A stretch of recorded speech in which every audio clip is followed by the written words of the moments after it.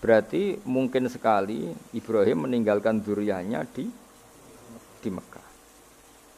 Makanya Quran terus cerita bahwa Ibrahim niku ngendikan ketika mau meninggalkan Mekah, inni askantu min dzurriyyati biwadin ghairi dzar'in inda baitikal muharram. Terus ada kepastian, makanya Quran ayat-ayat itu masih menjawab keraguan orang Yahudi bahwa Muhammad kenapa jadi nabi, dia itu anaknya siapa, turunannya siapa. Padahal di Taurat dan Injil jelas aturan nabi itu zuriyatam ba'duha min ba'd. Enggak boleh.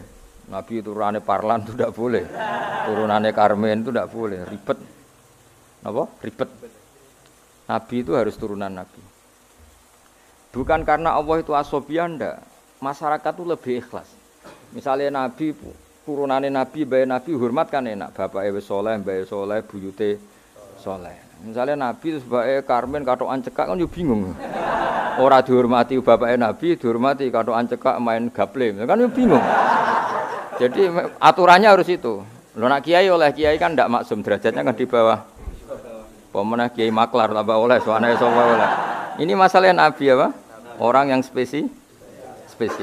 Itu harus bapaknya spesial, mbahnya spesial, buyutnya spesial. Nah, sehingga aturan jadi Nabi itu memang harus dzurriyatam ba'duha.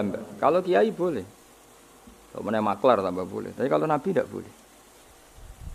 Nah, aturan-aturan itu ada di Taurat dan Injil. Makanya yang pertama di soal orang Yahudi, kalau Muhammad Nabi itu bapaknya siapa, mbahnya siapa. Dan Sayyid Barjanji ini yang ngarang Barjanji itu kitab yang sangat ilmiah. Makanya kata Mbah Mun, meskipun ada simtuduror, orang itu enggak boleh meninggalkan Barjanji. Karena kitab madaih yang mamlu'ah bil ilmi itu Barjanji. Tapi yang isyek itu simtuduror. Ya. Tapi yang tua itu Barjanji. Makanya Alhamdulillah, kita mbuh piro kadar itu dibaca semua. Meskipun enggak paham semua, pokoknya diwaca kabeh. Karena kita yang bisa menjawab tuduhan orang Yahudi Nabi anak sapa itu kita Barjanji. Barjanji tahu betul kalau masalah utama Nabi adalah anaknya siapa, mbahnya siapa. Makanya beliau ngendikan wa ba'du fa'aqulu wa Muhammad bin Abdillah. Logikanya gampang.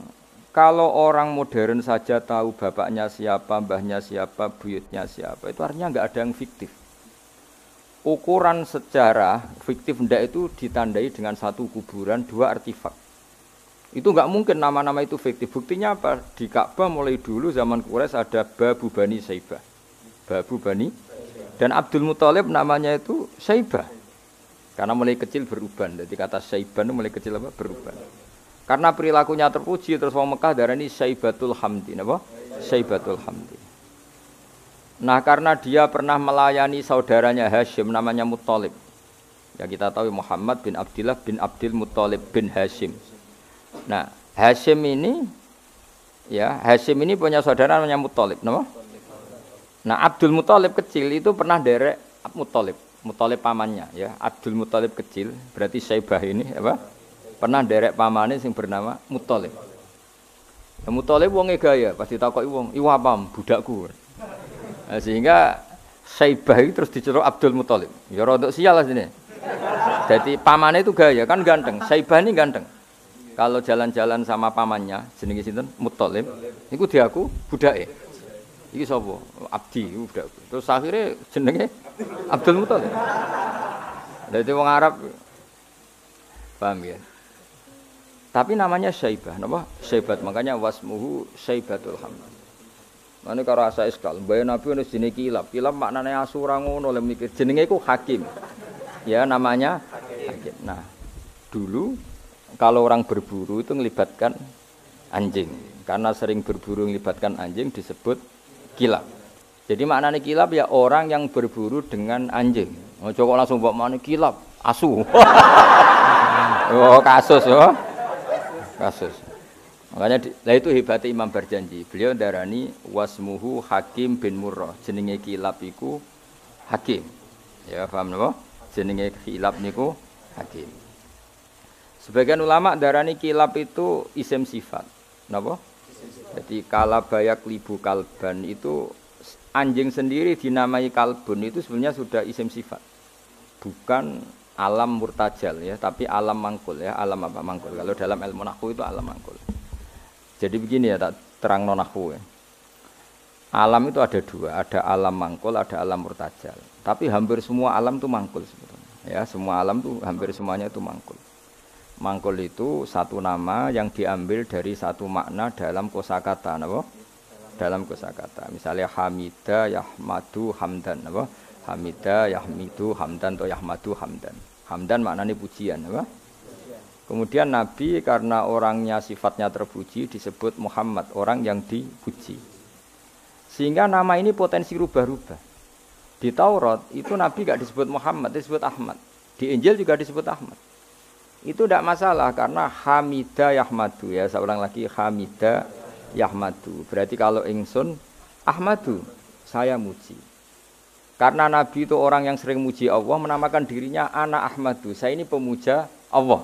Berarti ana uta ingsun niku Ahmadu muji sapa ingsun Allah ing Allah. Sehingga ketika Nabi misalnya di Injil disebut Farqolit, Munahama, enggak masalah.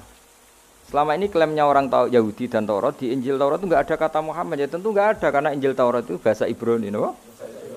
Di situ disebut Munahama, kadang disebut Farqolit, tapi maknanya Mahmud atau Muhammad orang yang dipuji. Paham ya? Makanya hampir semua alam itu mangkul, apa?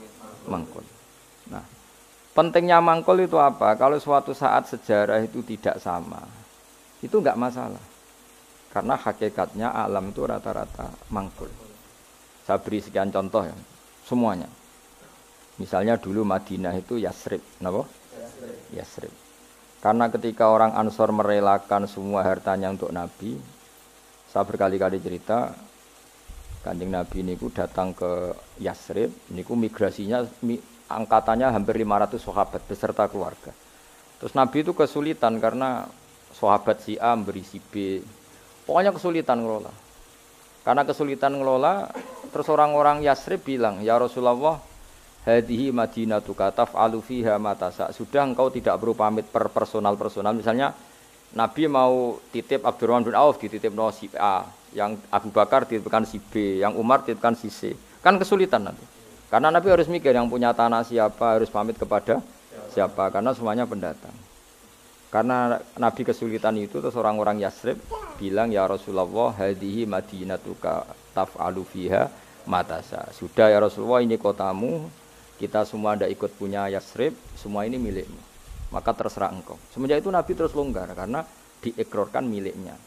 Semenjak itu terus Nabi memaklumatkan secara umum siapa saja boleh menempati di Madinah sesuai kadar hajat masing. Nah, semenjak itu diarani Madinatu Rasulullah Shallallahu Alaihi Wasallam. Jadi hampir semua kota itu pasti mangkul.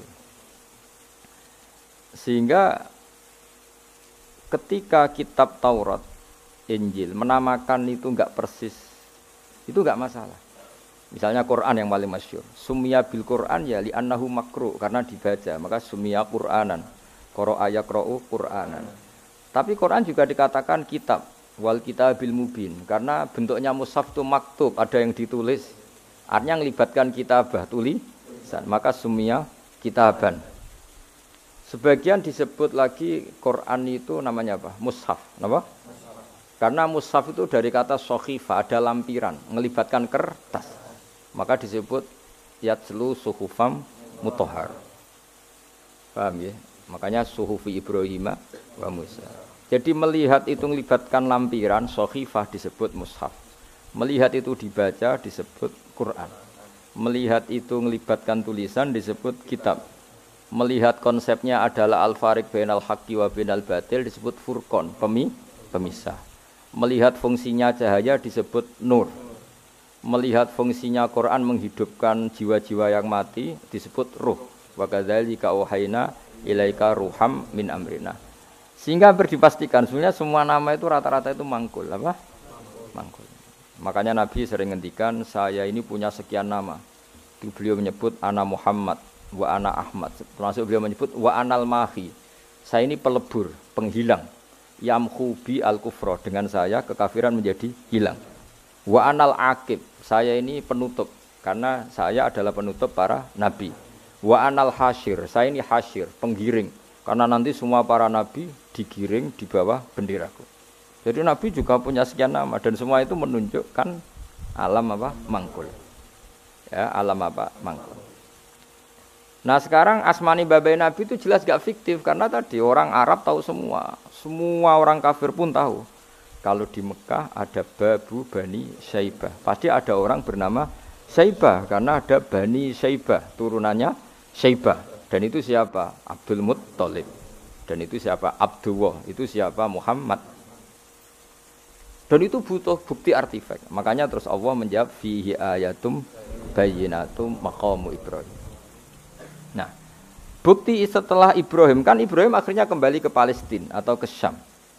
Lalu buktinya apa? Kalau dzurriyyahnya Ibrahim itu ada di Mekah, terus Nabi Ibrahim dimaklumatkan oleh Quran bahwa beliau sempat ngendikan ini askantu min dzurriyyati biwadin ghairi dzar'in inda baitikal muharram. Ya Allah, sebagian anak turunku tak letakkan di Mekah. Itu kalimat min dzurriyyati itu kalimat yang paling objektif. Ada kata min, sebagian. Karena kalau Ibrahim bilang dzurriyyati maka bohong karena ada Ishak yang di Palestina. Paham ya? Makanya disebut min bahwa sebagian anakku tak letakkan di sini. Karena sebagian yang lain di Palestina. Maka kata min dzurriyyati ini bukti bahwa Quran itu mukjizat betul, yaitu memang faktanya Ibrahim itu ada yang di Palestina, yaitu Ishak, sinten? Ishak yang di Mekah Ismail. Nah, ini disebut min dzurriyyati, napa? Terus Ibrahim ngendikan biwadin di lembah. Sebab itu Ka'bah itu di cekungan paling bawah.